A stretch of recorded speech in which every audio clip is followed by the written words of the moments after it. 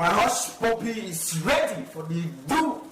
Bro. What's your bushy? Without bushy, your hush puppy cannot do plop. Jesus! 1 minute. I must stop talking. I go talk. I must stop talk.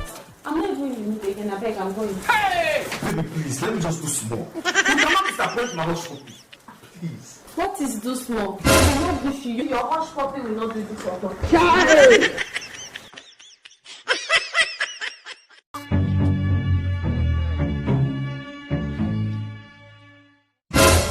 What? Jesus is Lord! Oh my God!